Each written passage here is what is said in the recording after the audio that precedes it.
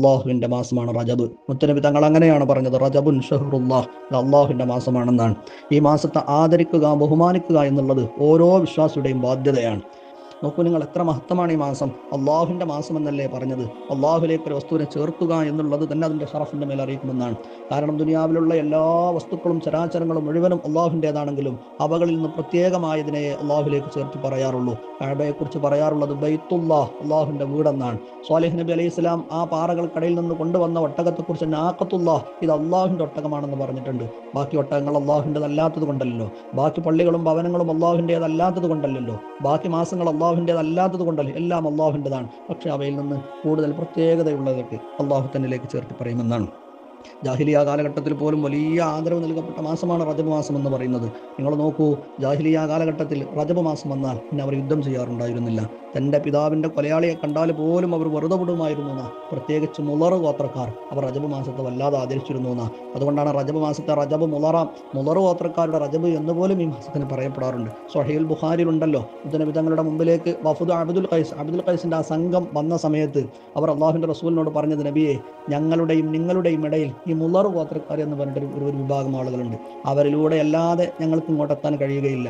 അതുകൊണ്ട് യുദ്ധം ഹറാമായ റജബ് മാസത്തിലെ ഞങ്ങൾക്ക് അതിലൂടെ പോരാൻ കഴിയുള്ളൂ, അല്ലാതെ ഞങ്ങൾക്ക് പോരാൻ കഴിയുകയില്ല. അത്രയും ആദരവ് ജാഹിലിയ കാലത്ത് പോലും നൽകപ്പെട്ടിരുന്നു എന്നാ.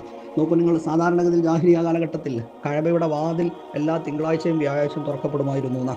കഅബയുടെ ഉള്ളിൽ കയറി ആളുകൾക്ക് ഇബാദത്ത് ചെയ്യാനൊക്കെ അവസരമുണ്ടായിരുന്നു എന്നാ. എന്നാൽ റജബ് മാസം വന്നാൽ ആ മാസം പൂർണ്ണമായും കഅബയുടെ വാതിൽ തുറന്നിടുമായിരുന്നു എന്നാ. അപ്പോൾ അതിൻ്റെ സംരക്ഷകർ എന്ന് പറയുന്ന വർത്തമാനം ഇതാണ്, അൽ ബൈത്തു ബൈത്തുല്ലാഹ്, ഈ വീട് അള്ളാഹുവിൻ്റെ വീടാണ്.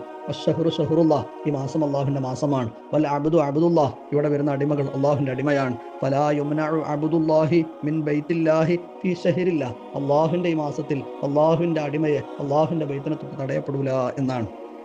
എൻ്റെ പ്രിയപ്പെട്ട മുഅ്മിനീങ്ങളെ, നമ്മൾ നല്ലതുപോലെ ഈ മാസത്തെ നമ്മൾ ആദരിക്കണം, ബഹുമാനിക്കണം. സ്വാലിഹായ അമലുകളൊക്കെ നമ്മൾ ധാരാളം ചെയ്യണം. സുന്നത്ത് നോമ്പ് അടക്കമുള്ള കാര്യങ്ങൾ അധികരിപ്പിക്കണം.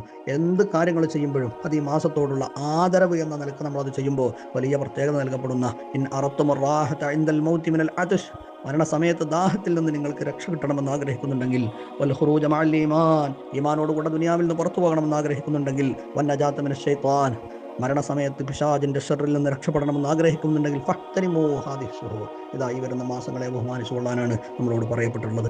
മാത്രമല്ല, റജബ് എന്ന് പറയുന്നത് പരിശുദ്ധ റമളാനിൻ്റെ മുന്നൊരുക്കം, വരവ് നമ്മിലേക്ക് അറിയിച്ചു തരുന്ന മാസം കൂടിയാണല്ലോ.